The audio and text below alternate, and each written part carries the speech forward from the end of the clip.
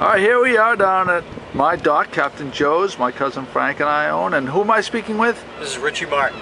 Richie Martin. And Richie, we're going to talk about the swim for a clean harbor. Correct. Celebrate the Clean Harbor Swim. It's called now. Celebrate the Clean Harbor Swim, and it's this is the 31st year. 31st year. It originated in 1979. Was the very first swim, and it started as a protest swim against the deplorable conditions of the harbor. People thought they were crazy for trying to do this, and it eventually grew to other people joined up, and they thought they thought there was originally 3 people that swam it. 3 people swam, and back you mentioned that the conditions of the harbor were so deplorable back then, right, that they thought that it was a protest. Well, there was a lot of debris in the water, and processing plants used to dump the gurry right in the water, and there were oil slicks, and it was a mess. And the sewer bubbler was going right in the middle of the harbor. They had the sewer outfall,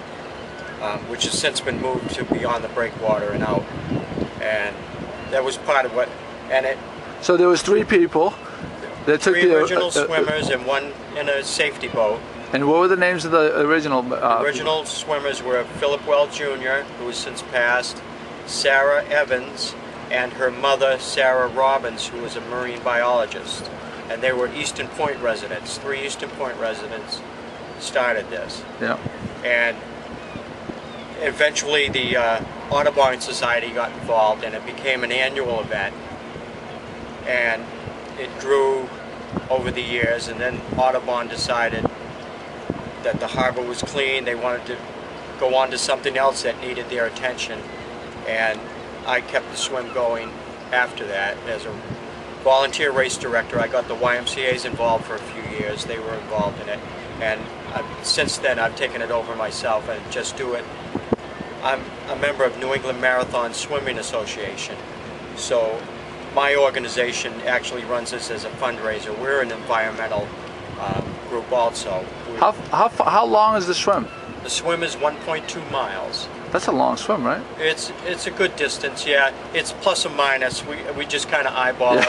Yeah. And it's kind of a low-key event. We don't have computerized scoring or anything like that. So we just run it as a fun day. Some people take it seriously and want to win, and some people just want to have fun. And the age groups range from probably, I've had 80-year-olds and 10-year-olds. Wow. How many people competed in the last one? 2008. I actually limited to 125 swimmers because the venue at Niles Beach is small. There's very limited parking. Oh. And we've kind of contained it at that. And the registrations fill up probably late July. I close it out so there's no more swimmers.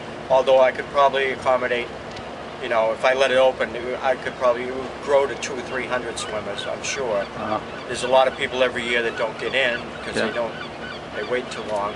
If someone wanted to participate, is there volunteer spots open? I actually have everything covered right now, but I could always use another lifeguard or a kayaker, and all the volunteers get shirts on race day. All right. Well, we'll post this on the blog, and hopefully you get some people, even spectators. It'll probably be a fun day down there to watch. We get a lot of spectators. It's like the most people I've ever seen on Niles Beach at one time. Yeah. So, but the weather could be iffy this weekend too, so we'll see. We got a hurricane coming from.